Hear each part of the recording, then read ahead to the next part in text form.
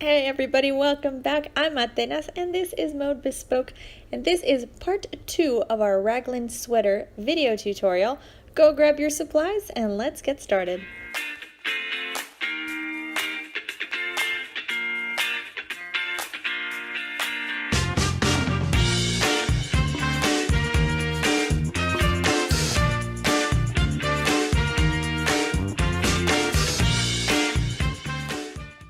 So this is where we had left off last week. You can see we have the body part of our sweater, and now all we have to work on are the sleeves and the front pocket. So for the sleeves, we're going to need to count our stitches. So hold your sweater with, you see these little chain spaces? Hold it so that you're pinching the chain spaces at the bottom. So that way we can keep everything even. So just line up your chain spaces and pinch at the bottom. That way you don't count those stitches. And now we're going to count all of the stitches all the way around the sleeve. Do this on both sleeves to make sure you have the same number of stitches. But go through, count all of your stitches, because that's going to tell us how many stitches we need to chain to make our sleeve. If you're not sure what the stitch looks like or what you're looking for so that you can count the stitch, you're going to be looking for these little V's. So you see the little V's?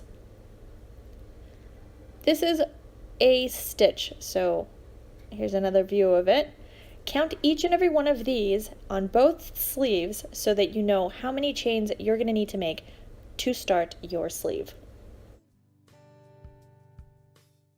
So after counting all of my stitches, I need a total of 47 chains so that my sleeve will match the sleeve on the sweater.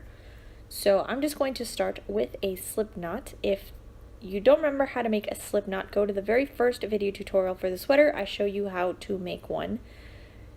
So I'm just going to get all set up here, and I'm going to start to chain 47 stitches. Your count might be different depending on the sweater size that you are making. So I'm going to keep working, and once I have completed my chain, we'll start working on the rest of the sleeve. So all of my stitches are done. So I made 47, and now I'm going to need to chain another one. We're using the same stitch that we were using for the first part of the tutorial for the sweater. So we're going to start with chain 1, and in the second stitch from your hook, so it's the second chain, we're going to start to make our half double crochet herringbone stitch. So we insert our hook into that second stitch. So yarn over, insert your hook, yarn over again, pull back out of the stitch. You'll have 3 loops on your hook. You're going to pass the first loop through the second loop, which is the middle loop. And then we'll be left with 2 loops on our hook. Don't tighten your stitch too much or you're going to have trouble like I did. And we got our 2 loops, so now we just yarn over and pull through 2.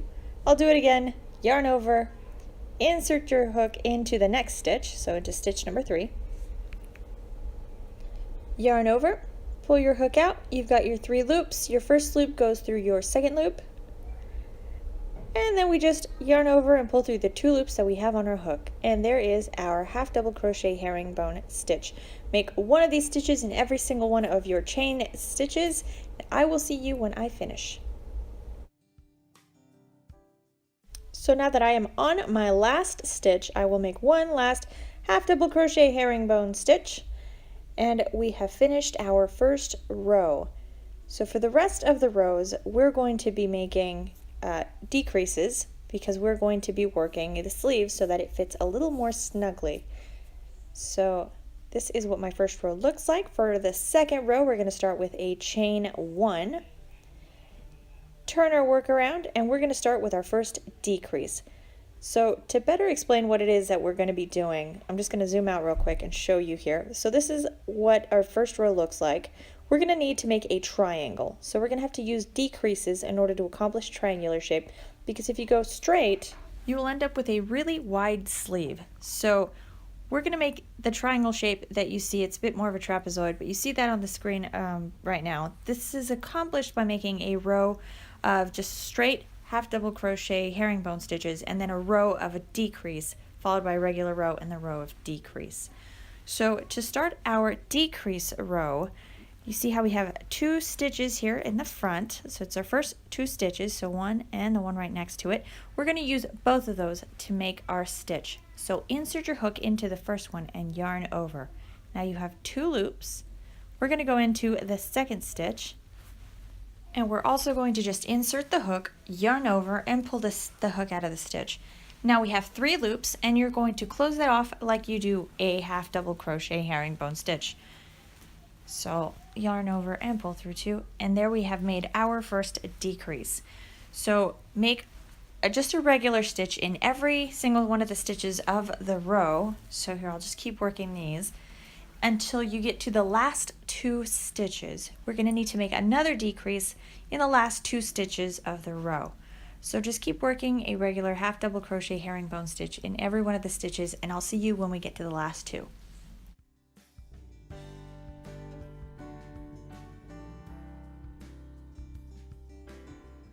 So I've made it to the end of the row, and here are my last 2 stitches. So this one at the end is just the very last stitch. Here, if you can see it. We're going to make another decrease. So go into that first stitch, yarn over and pull your hook out. Go into the next stitch, insert your hook, yarn over and pull out. And now we have 3 loops on our hook. So finish your half double crochet stitch. So I'll just pull the first loop through the second loop and then yarn over and pull through 2, and that was a decrease. For our next row, we start with a chain 1 and turn our work around. So we're going to start in this very first stitch of the row and just make 1 half double crochet herringbone stitch in every stitch of this row. So right into this first one, I'll start my first stitch. So just yarn over, insert the hook, yarn over, and then close the stitch. And this row is just a regular row. You're going to make 1 stitch for every stitch. The next row is going to be another decrease row. So I'm just going to keep stitching, and I will see you when I'm in my next row.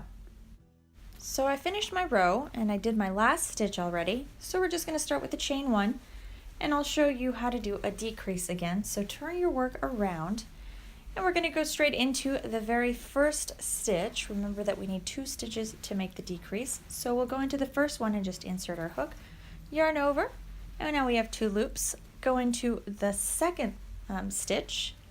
You're just going to do the same, insert your hook, yarn over, and now we have 3 loops. Finish your half double crochet herringbone stitch like we have been, and then make 1 stitch for every stitch of the row. So you kind of can tell that the angle is starting to form. So I'll just make a couple more stitches. It'll be a little more visible if I show you, if I lay the work flat and then show you what the angle looks like. So I'll just keep crocheting a few more of these herringbone stitches. And let's see. There we go, that should be good enough. Now if I lay this flat and use my hook, you should be able to see the angle forming.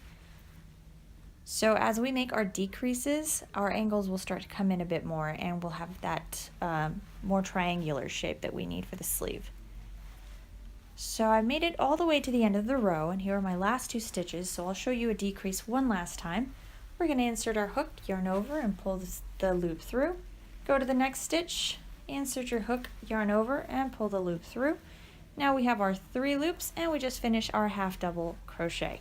So for the remaining part of the sleeve, remember to alternate between rows. So it's a row of regular stitches and a row of decreases. So this next row, I'm just going to work as a regular row, make 1 stitch for every stitch of the row, and then follow that up with a decrease row. So as far as the length of your sleeve goes, so this is just the base part. I just stopped working here for a bit to show you. The sleeve that I need needs to be about just over 13 inches in length, so closer to 14. So, and that's measuring from about the shoulder-ish to the wrist. Leave some space for the ribbing if you want ribbing so that it matches the bottom part of the sweater, but that's up to you. So I'm going to crochet anywhere between 1/3 to half of the sleeve in decreases. to form the triangular shape. This is so that it'll fit more shapely on my arm, well I guess on my kid's arm because it's for my kid, and it won't be too wide a sleeve. So I'll stop crocheting once I can fold the sleeve in half and the top part of the trapezoid fits comfortably around my kid's arm. And I would measure the widest part of the arm just to make sure that you have enough space.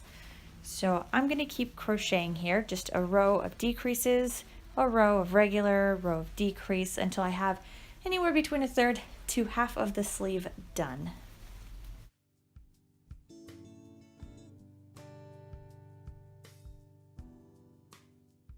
So I've crocheted quite a few rows.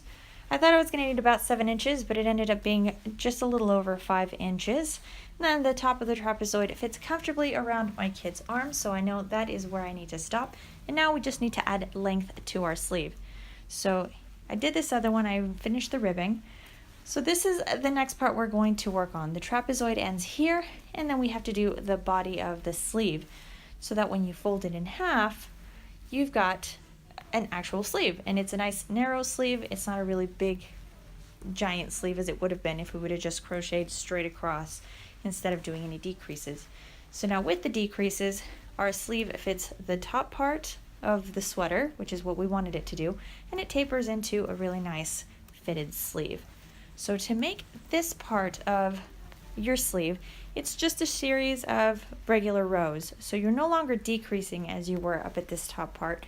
You're just working the regular row. If you're making this raglan for an adult and you don't want the angle of the decreases to be so noticeable, you can also space out your decrease rows. So you can do 2 or 3 regular rows and then do a decrease row, and you will widen up the angle of the decrease so it's not going to be as noticeable. You can decrease a little bit higher to get maybe about to the elbow. Now, for the ribbing for our sleeve, it is exactly the same as the ribbing that we did for the bottom of the sweater. So here's the ribbing in the sleeve, and here is the ribbing on the sweater. It's exactly the same process. You're doing front and back post alternately. So you're just going to need to do a row of double crochets first. So I'll finish this part of my sleeve. So I'll finish the whole top part of my sleeve, and then I'll show you how to do the row of double crochets, and you can just use the same pattern I used for the bottom part of the sweater to crochet the ribbing on the sleeve. So for the next part of the sleeve, which is just the length I'm adding, we're just going to chain 1, turn our work around, and just start right off the bat. So in the very first stitch, just start with your herringbone stitch, make 1 in every stitch of the row, finish your row, chain 1, make another row, and keep repeating until you have the length that you need to complete your sleeve. I've completed the length I needed for my sleeve, and just to double check, since I already have 1 sleeve made, I'm going to grab that sleeve and lay it flat against the other sleeve and make sure I have the right length. So my ends all match, and now I can work on the ribbing. So for the ribbing, we need to make our first row of double crochets, and I'll show you how to do that, and then you can just go back to the video and complete the ribbing. So we'll chain 2, turn our work around, and we're going to start with the double crochet. So in this first stitch, you're going to yarn over and insert your hook, yarn over, and now you've got 3 loops on your hook. Yarn over, pull through 2 of those loops, yarn over, and pull through 2. To do it again, you yarn over, insert your hook into the next stitch, yarn over and pull through. You've got 3 loops. So yarn over, pull through 2 loops, yarn over, pull through 2 loops. One last time, yarn over, insert your hook, yarn over, pull through 2, and pull through 2. Continue making a double crochet in every stitch of the row until you get to the very end of the row. Now, we're using the exact same pattern that we used at the bottom of the sweater. So here it is again. It's the same ribbing. If you don't remember how to do this, remember it's alternating between front and back post double crochets. Go back to the first tutorial where we did the ribbing of the sweater. It's at the very end of the video. Just complete the same process for the top of this sleeve, and you'll have both matching sleeves. Count the number of rows you do on the first sleeve so that you make the same number of rows on the second sleeve and you don't end up with one sleeve being longer than the other. Also, leave a really long tail at the end well, once you're done making the ribbon, because we're going to use that to sew the sleeve closed. So we're going to work on the front pocket of our sweater. You can make it shorter if you want to, or you can make your pocket so it goes all the way to the top of the sweater like I did. Just lay your sweater flat and measure out a chain. So make a nice and long chain starting with a slip stitch. I'm sorry, a slip knot, not a slip stitch, a slip knot. Leave a nice long tail of yarn because you're going to use that to sew the bottom part of your pouch. We're starting from the bottom and working our way to the top of the triangle, which is going to be at the very top of the pocket. So leave a nice long thread. Make your slip knot. If you don't remember how to make a slip knot, go to the very first tutorial. I show you how to make one there. And we're going to start to chain. Make a nice long chain as long as you want the bottom part of your pocket to be. So make a long chain, and then we're going to measure it against our sweater and make sure that it is the width that we want for our pocket. So here's my chain. Grab my sweater, and then I'll zoom out a bit so you can see. We're just going to lay our chain flat on our sweater. See, and this is where I want it to be. I want it maybe about an inch on either side. So here's where my chain ends. So that's about how wide across I want my pocket to be. So I'm going to stop making chains there, and I'm going to start on my next row. So for the very first row, I will need to start with the chain 1, and we're using the same stitch we've been using, which is the herringbone half double crochet. So we're just going to chain 1, go into the second stitch from the chain, and start working there. So I will make 1 half double crochet herringbone stitch in every stitch of this chain, and I will see you when I finish. Alright, so I finished my very first row. For the next row, I'm just going to chain 1, turn my work around, and start in this very first stitch. So what I want to do is make a nice wide part, bottom part of my pocket, so I don't want to immediately start decreasing, because we will be using the same decreasing method that we used for the sleeve, so for the top part of the sleeve. So I'm going to make a couple of rows of just regular 1 stitch per every stitch of the row. Maybe I'll make about 3 or 4. I want a little over an inch, maybe 1.5 inches of the pocket to be wider at the bottom. So I'll do that, and then I'll show you what we're going to do. So I finished this bottom part. I made 4 rows, and this is the bottom part of my pocket. So now I just have to start working in decreases. So we're going to make a triangle again. Here's my sleeve, just like we did for the sleeve, except that I don't want it to be as wide as the sleeve. I want it to be a little bit more narrow. So I will just keep alternating between a regular stitch, a regular row, and then a decrease row until I have a very narrow top part of my triangle. So instead of stopping and making it so wide at the top, you can if you want to. I choose to make mine a little more narrow, or maybe even make a pointed triangle. So I'm just going to keep crocheting until I have the length that I want. I can stop about halfway, or I can go all the way to the top. That's up to you, depends on how big a pocket you want. So I'm going to keep crocheting here. I'll start this next row as a decrease. I'll have the same angle as the sleeve because I'm using the same pattern I was using for the sleeve. 1 row a decrease, 1 row regular, 1 row decrease, 1 row regular. Keep working that until you have your triangle, and I will see you when we're done. So I kept crocheting my pocket. I kept working with the decreases, so it was the row decrease, row regular, until I made the triangle the length that I wanted. When I sew my pocket on, I'm just going to fold the bottom parts and the top part of the triangle just to make it a little bit cleaner when I sew it. But that's a personal preference. You don't have to do that. I just had to make an extra couple rows to account for the fold that I was going to be making. Sew all of that on later, but now moving on to the collar. So the collar is just a series of single crochets. So if you're an experienced crocheter, just make a single crochet in every stitch, go around about 4 or 5 times, and you'll have a nice clean collar. If you've never made one of these before, or you're not entirely sure what anything I just said means, just start on the side that has the tail end of the yarn. So this is the very top of the sweater. My tail end of the yarn is long enough that I can just make a knot. So I'll just make a knot here. It's one less end I have to weave in, and I can just start crocheting. So to get started with this first row of crochet, it's going to be all single crochets. So I'm just going to insert my hook into the stitch that's right next to the knot. So there's a little knot, here's the little stitch next to it. I'm just going to insert my hook there, yarn over and pull through, and I'm ready to begin. So I'll show you again in case you need to see it. Just pick a stitch, insert your hook, pull a loop through, and you're good. So I'm going to crochet in between my half double crochet herringbone stitches because the stitch at the very top, so this one up here, makes it leaves a little bit of a gap.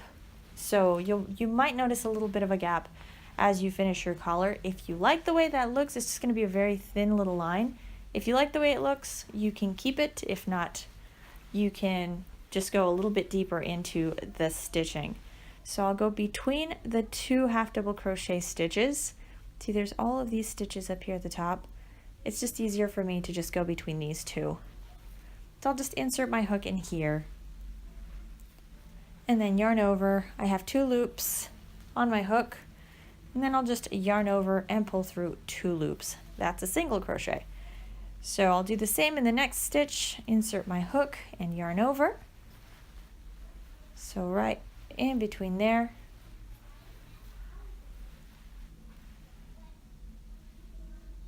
And then yarn over. I have 2 loops on my hook, so I'll just yarn over, pull through 2. Make a single crochet in every one of the stitches of the round. You can keep working completely around and just skip making that chain 1 and then go around, slip stitch, chain 1. So you can just slip stitch directly into this chain 1 and just keep working around and around like we did at the bottom part of the body of the sweater. And that way you just can crochet in the round without having to worry about leaving a little line. Make about 4 or 5 rows, and that will be all you need for your collar. So see, here it is, it's done. I made 4 rows for mine. So I have this little tail of yarn and I need to weave it in. So if you've never weaved in any tail ends, just grab your tapestry needle or whatever needle you're using for this, thread it through. I'm just going to give a stitch or 2 here because I want to end up on the inside of the sweater so that I can hide all my stitching. So go through here to the back, and I'll weave the ends in on the inside of the sweater. I'll do the same thing for these little guys. So I'm just going to stitch through the back. I won't go through the sweater to end up in the front. Everything I'm doing is working in specifically the back or the inside of the sweater, so you can't see the stitches.